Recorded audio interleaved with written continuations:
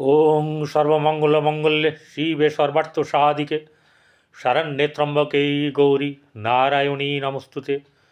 সৃষ্টিস্থিতি বিনাশানং শক্তিভূতে সনাতনী গুণাশ্রয়ে গুণময়ে নারায়ণী নমস্তুতে। জয় বড় মায়ের জয়, জয় মহাদেবী মহামায়ার জয়। প্রত্যেকের জীবন সুন্দর হোক, প্রত্যেকের সংসার জীবন, শিক্ষা জীবন, কর্মজীবন প্রফুল্লময় হোক, আনন্দময় হোক। সকলে যেন দুধে ভাতে থাকেন, শ্রী শ্রী পদ্মাবতী মা এবং বড় মায়ের কাছে এই প্রার্থনা করি। প্রত্যেক দিনের মতন কোনো না কোনো এমন কোনো বিষয় নিয়ে আমি আপনাদের সামনে পরিতোষে উপস্থিত হই যে সেটা অত্যন্ত কাজের এবং আপনার শিক্ষার।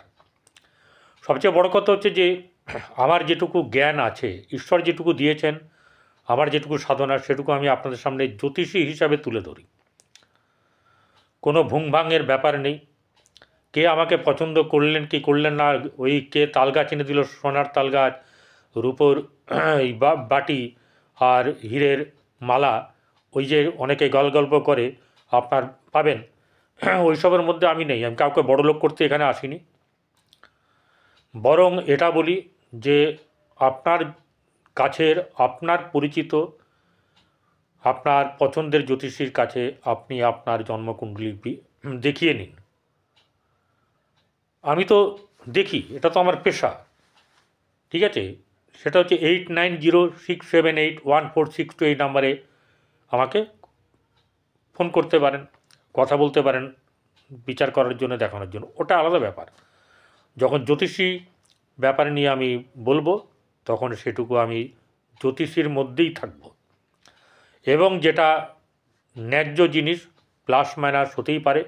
আর আমি কারোর আমি গোচর বিচার করছি, কারোর পার্সোনাল চক বিচার করছি না।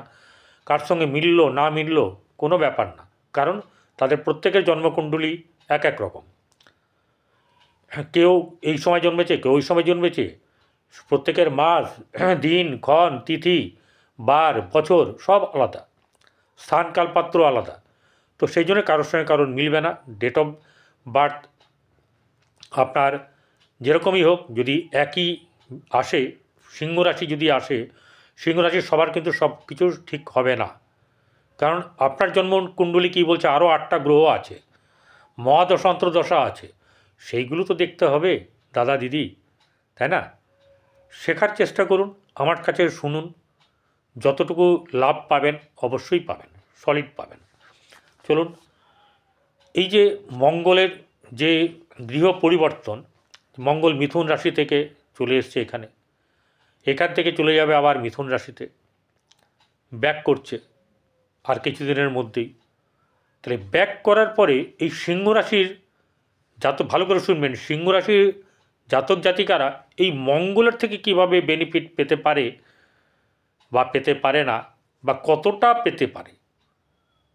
আমি বারবার বলছি, এবারে শুরুতেই বলে দিচ্ছি, এই 40 দিন মতন তার রাজার মতন ব্যাপার থাকবে। মঙ্গল, শুধু মঙ্গলের কথা বলছি, অন্য কোনো গ্রহের কথা আমি বলছি না। তাই প্রথমত হচ্ছে আপনার মঙ্গল কোথায় আছে সেটা একটা বড় ফ্যাক্টর। সিংহ রাশির রাজ্যকারক গ্রহ হচ্ছে মঙ্গল, চতুর্থপতি এবং নবমপতি। এই চতুর্থপতি এবং নবমপতি মঙ্গল এই সিংহ রাশির হচ্ছে গিয়ে রাজ্যক কারক গ্রহ। কারণ হচ্ছে যে সিংহ থেকে বৃশ্চিক হচ্ছে তার মঙ্গলের নিজের ঘর, চতুর্থ, এবং যে মেষ, সেটা হচ্ছে যে মঙ্গলের পজিটিভ ঘর, সেটা হচ্ছে তার নবম। এই চতুর্থ এবং নবম কোণপতি এবং কেন্দ্রপতি যদি একই গ্রহ হয়, তাহলে সেটা আপনার রাজযোগের ফল দান করে। এবার আপনার ক্ষেত্রে কেন রাজযোগ কারোর ফল দান করবে? আপনাকে কেন বলছি আপনি রাজার মতন 40 দিন কাটাবেন? সক্রিয় তো থাকতেই হবে, সক্রিয় ভূমিকা পালন করতে হবে, সঠিক পদ্ধতিতে আপনাকে চলতে হবে, এই ব্যাপারগুলো আছে। এই 40 দিনে মানুষের অনেক কিছু অনেক কিছু পাল্টে যেতে পারে, ঠিক আছে? অনেক কিছুই পাল্টে যেতে পারে, একদিনেই পাল্টায়। একজন একটা লটারি, যদি 1 কোটি টাকা লটারি পায়, তার পাল্টে যায় না জীবন? কতক্ষণের ব্যাপার থাকে, পুরো একদিনও লাগে না। তাহলে যার আছে সে পাবে, যার নাই তাকে কিন্তু ওই যে বললাম, আপনারা কোনো না কোনো জ্যোতিষের কাছে দেখিয়ে নেবেন কোনটা ঠিক কোনটা ভুল, কী করলে কি হবে না হবে, প্রতিকার করবেন কি না করবেন, কার কাছে করবেন সেটা আপনাদের ব্যাপার।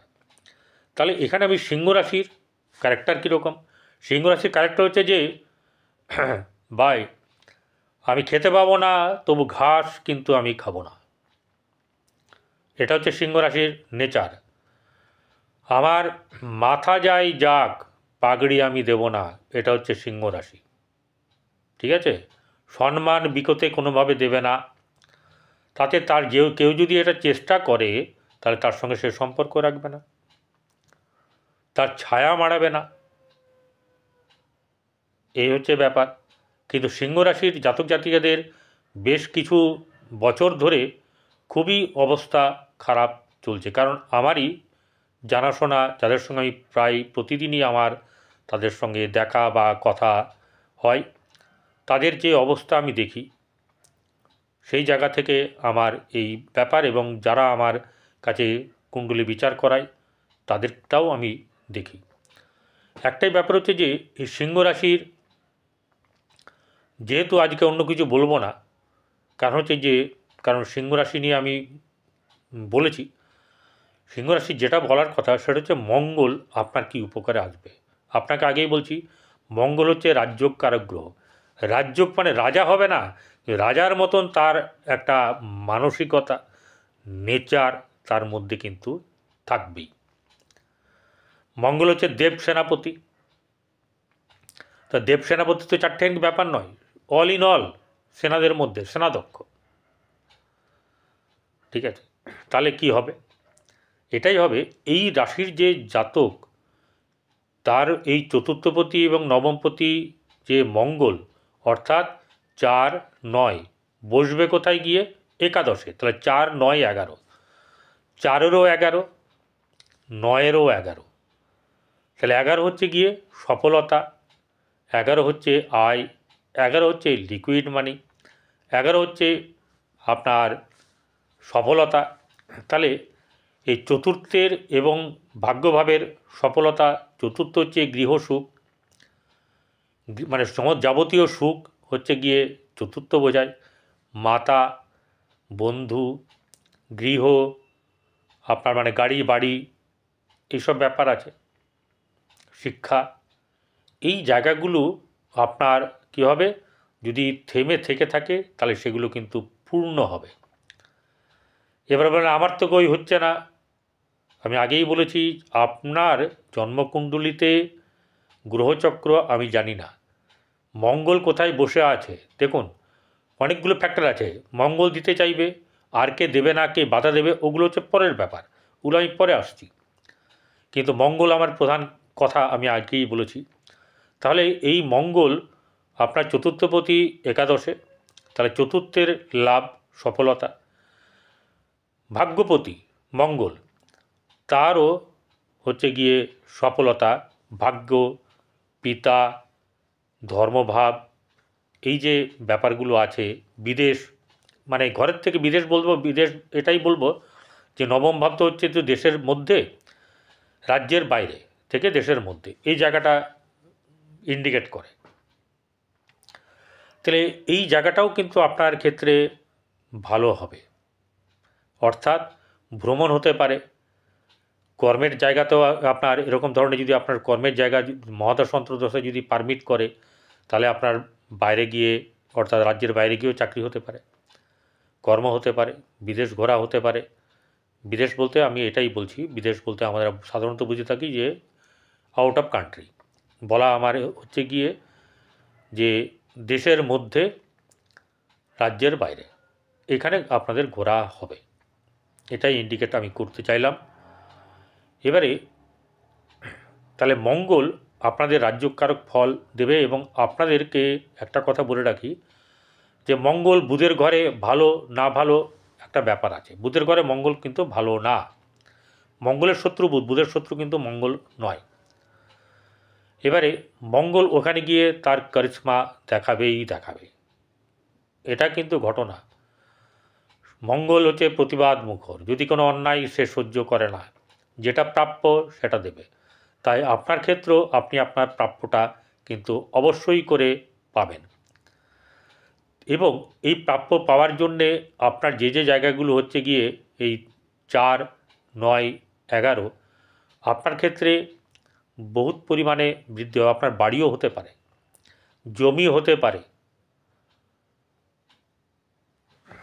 কেউ লিখতেই পারেন যে বাজে কথা বকবক করলেন। আমি আগেই বলেছি আপনার জন্মকুণ্ডলী আমি বিচার করতে বসিনি, যা হচ্ছে এখান থেকে বলছি, জ্যোতিষীর থেকে, আপনার গোচর থেকে বলছি। ঠিক আছে, এবারে যদি আমার এই চ্যানেলটিতে বা এই ভিডিওতে ভালো লাগে তাহলে সাবস্ক্রাইব করে পাশে থাকা বেল আইকনে ক্লিক করে অল বটনটা অবশ্যই করে প্রেস করবেন। বোঝা গেল? আর যদি ভালো না লাগে করবেন না। এবারে আরেকটা জিনিস হচ্ছে গিয়ে তাহলে কি হতে পারে, এগুলো আমি আলোচনা করলাম, কতটা হতে পারে। এবার একটা কথা বলি, এতটুকু কিছু বললাম যে আপনি কিন্তু রাজার মতন আপনার ব্যাপার হবে। রাজ্যকারক গ্রহ একাদশ সাফল্যের জায়গায় আপনার অবস্থান করবে। তাহলে এই জায়গাটা পুরোপুরি পেতে গেলে না আপনার জন্মকুণ্ডলিতে আপনার দেখবেন ভালো করে যে মঙ্গলের অবস্থান কোথায়। মঙ্গলের অবস্থান আপনার যদি লগ্ন সাপেক্ষে, চন্দ্র সাপেক্ষে যদি ভালো থাকে, ভালো গৃহে বসে থাকে, শত্রু দ্বারা পীড়িত না হয়, তাহলে অবশ্যই করে আপনি জয়ী হবেন। যা বললাম মুখের কথা এতটুকু এদিক ওদিক হবে না, হতে পারে না। ঠিক আছে, এবারে যদি আপনার দশা মহাদশা পারমিট না করে আর এবং আপনার যে মঙ্গল সে যদি ঠিক না থাকে তাহলে কিন্তু ঠিক হবে না। বুঝতে পারলাম? পুরো ভিডিও না দেখে অনেকে কমেন্ট করেন, এটা খুবই খারাপ লাগে। কমেন্ট কেউ চট করে করবেন না অল্প দেখেই, কারণ অল্প বিদ্যা যেমন ভয়ঙ্করী, তেমনি এক্ষেত্রেও আপনার অল্প স্বল্প জ্ঞান নিয়ে আপনি কোনো কিছু মন্তব্য করলে সেটাও কিন্তু আপনারই খারাপ হবে। আলটিমেট আপনি আপনার গ্রহকে খারাপ করবেন, আমার কিছু যায় আসে না।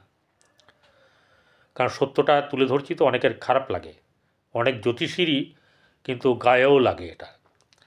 ঠিক আছে, তারা তো অনেক ফুলিয়ে বলে, আমার কাছে অনেকেই রিপোর্ট করে, আমার ছাত্ররাও বলে।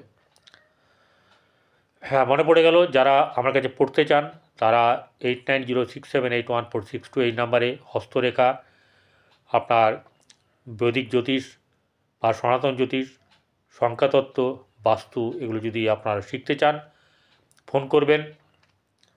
আর যেটা হচ্ছে গিয়ে এবারে আরগুলোর সঙ্গে এর সঙ্গে সম্পর্ক মিলিয়ে দেখতে হবে যে আর গ্রহগুলোর সঙ্গে এই গোচরে কী ফল দিতে পারে। গোচরে দেখুন, অষ্টমে এই সপ্তমে আপনার শনি আর শুক্র বসে আছে।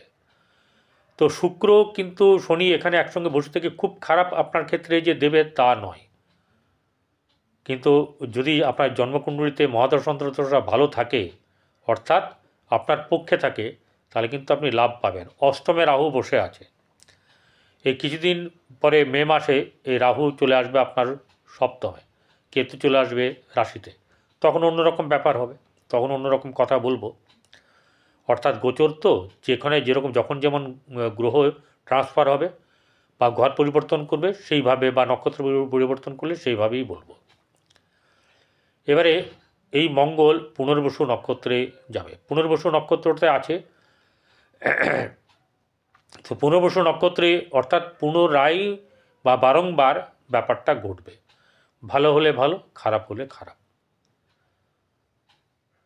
বোঝা গেল? তাহলে এক্ষেত্রে কিন্তু আপনার খুব খারাপ হচ্ছে না। আর মঙ্গলের ক্ষেত্রে শুধু বললাম যে আপনার কিন্তু মঙ্গল আপনাকে জায়গা দেবে, পরিশ্রম আপনাকে করতে হবে। যাদের মঙ্গল খারাপ তাদের জন্য বলছি, তারা লাল বাতাসা আপনার স্রোতযুক্ত জলে প্রবাহিত করবেন, এবং মাঝে মাঝে আপনার কোনো কোনো মঙ্গলবারে আপনি কি করবেন, রাবড়ি জলে প্রবাহিত করবেন। আর যেটা করবেন সেটা হচ্ছে গিয়ে হনুমান চালিসা পড়ার মতন করে পড়বেন, মানে মুখস্থও করবেন, পড়তে পড়তে মুখস্থ হয়ে যায় ঠিক কথাই, কিন্তু ওটা আত্মস্থ করতে হবে। তাতে আপনি মর্মার্থগুলো যদি বোঝেন আর সেই মতন যদি আপনি চলেন, আপনার কিন্তু অনেক অনেক অনেক ভালো হবে, গ্যারেন্টেড। ভালো থাকবেন, নমস্কার।